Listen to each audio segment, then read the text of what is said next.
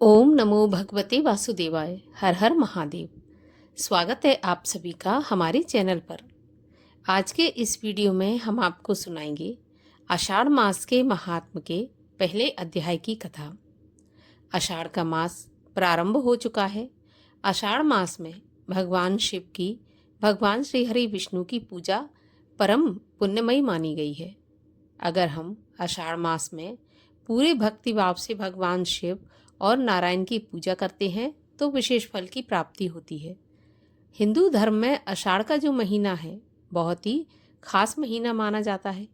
आषाढ़ के महीने में वैसे शुभ कर्म करना वर्जित माने गए हैं, परंतु दान पुण्य धर्म के लिए आषाढ़ का महीना बहुत ही शुभकारी बताया गया है।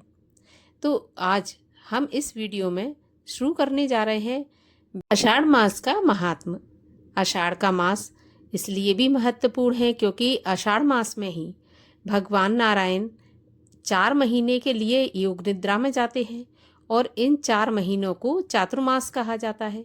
इन चातुर्मास में भगवान शिव पृथ्वी का कार्यभार संभालते हैं। तो भगवान शिव की उपासना करना आषाढ़ के महीने में बहुत ही उत्तम और शुभ फलदायी मानी गई है। तो शिव पुराण की कथा शुरू करने से पहले अगर आपने अभी तक हमारे चैनल को सब्सक्राइब नहीं किया तो आपसे रिक्वेस्ट है कि चैनल को सब्सक्राइब कर लें, बेल आइकन पर प्रेस कर लें और आज की कथा अच्छी लगे तो लाइक करके शेयर करें। साथ ही कमेंट में अपने विचार भी अवश्य लिखें और सारी कथाएं सुनने के लिए, पूरे अध्याय सुनने के लिए चैनल को सब्सक्राइब तो अवश्य ही करें। तो चलिए भगवान हरिहर का ध्यान करते हुए शुरू करते हैं कथा। एक समय की बात है कि भगवान श्री वेदव्यास जी महाराज के योग्य शिष्य परम पौराणिक श्री सूत जी, श्री गंगा जी और कालिंदी के संगम परम पावन प्रयाग में भगवान शंकर की तपस्या कर रहे थे कि वहां पर महर्षि शौनक बहुत से ऋषियों के साथ पधारे और श्री सूत जी को भगवत भजन में लीन देखकर अत्यंत प्रसन्न हुए और हाथ जोड़कर प्रार्थना की कि प्रभु, हम लोग संसार सागर में डूब रहे हैं और हमें किनारा दिखाई नहीं देता। सौभाग्यवश हम आज इधर आपके चरणों के दर्शनों के लिए आ निकले हैं। अब आप हम लोगों पर दया करके हमें अथाह सागर से निकालिए और हमें ज्ञान गंगा में स्नान करवाकर एवं बुद्धि प्रदान कीजिए। प्रभु, समय अति भयंकर है और आगे इससे भी भयंकर आने वाला है। हे मुनीश्वर, ऐसा जान पड़ता है कि आने वाले समय में प्राणी घोर पापी होंगे, अपने सत्य सनातन धर्म को छोड़कर निंदित धर्मों को अपना करके एकदम निंदा के पात्र बन जाएंगे।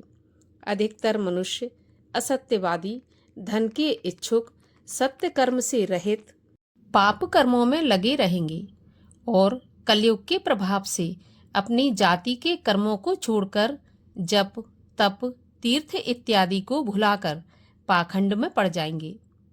उनसे यम, नियम तथा संयम कुछ भी नहीं हो सकेगा। अज्ञानता में पड़कर, इंद्रियों के दास बनकर, व्यभिचारी आदि कुकर्मों में पड़कर पाप नाम से पीड़ित हो जाएंगे। सत्य को त्याग कर और झूठ को अपनाकर, प्रेम और प्यार को त्याग कर शत्रुता को अपना लेंगे। वर्ण व्यवस्था नष्ट हो जाएगी। ब्राह्मण, क्षत्रिय अपने कर्मों से गिर जाएंगे। वैश्य वर्ण की भी यही दशा होगी। शूद्र, ब्राह्मण, क्षत्रिय और वैश्य बनने का दावा करेंगे। कहने का तात्पर्य यह है कि सभी वर्ण अपने अपने धर्म कर्म को त्याग कर व्यभिचारी होकर पाप करने लगेंगे। देव, गुरु तथा स्त्रियों का अपमान होगा, मित्रों का अपमान होगा। ब्राह्मण, क्षत्रिय जातियों की धज्जियां उड़ाई जाएंगी। क्रोध और अहंकार में फंसकर संसार के अथाह सागर में समा जाएंगे। शूद्र यज्ञोपवीत धारण करके अपने आप को ब्राह्मण तथा क्षत्रिय कहकर पुकारेंगे। इस प्रकार पाप ताप से पीड़ित हो अपनी आयु को भी कम कर लेंगे। जगह जगह पर शूद्र देव मंदिरों में प्रविष्ट होने के लिए प्रयत्न करेंगे। ब्राह्मण मांस व मदिरा का उपयोग करने लगेंगे। क्षत्रिय वैश्यागामी, कुसंगी और पाप परायण बन जाएंगे। वैश्य व्यापार के द्वारा अधर्म करने लगेंगे। ब्राह्मण क्षत्रियों की निंदा करेंगे। पुरुष अन्य स्त्रियों को और स्त्रियां अन्य पुरुषों को कुदृष्टि से देखेंगी। वैश्याएं सतवंती नारियों की निंदा करके अपने आप को कुलवंती बताएंगी। पिता पुत्र, माँ बेटी और बाप बेटी के रिश्तों में कई उलटफेर हो जाएंगे। पिता पुत्री की और पुत्र पिता की निंदा करेगा। स्थान स्थान पर माता पिता और गुरुजनों की निंदा होगी।